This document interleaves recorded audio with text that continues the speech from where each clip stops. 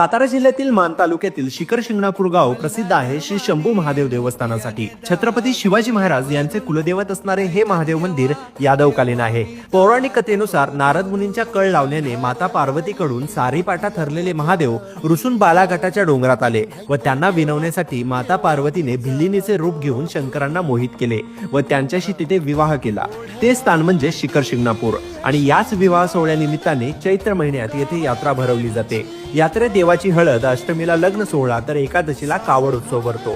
या सोहळ्यामध्ये शंभू महादेव मंदिर व पाताळबळी मंदिराच्या शिखराला पागोटा बांधला जातो आणि विशेष म्हणजे हा पागोटा संपूर्ण हाताने विणलेला असतो। या यात्रेत कावड मिरवणूक हे मुख्य आकर्षण असते। मोठमोठे तांबा पितळाचे पाण्याने भरलेले हंडे या कावडीला लावलेले असतात। ही अतिशय जड कावड डोंगराच्या कड्यातून म्हणजेच मुंगी घाटातून मानवी साखळीने ओढत डोंगरावर नेतात। सासवडच्या एकतपुरीची संत भुतोजी तेली यांच्या कावडीस येथे प्रथम मान आहे। शिखर शिंगणापूरचा महादेव हा मोठा महादेव म्हणूनही ओळखला जातो। असा शिखर शिंगणापूरचा शंभू महादेव संकटात धावणारा व नवसाला पावणारा अशी त्याची ख्याती आहे।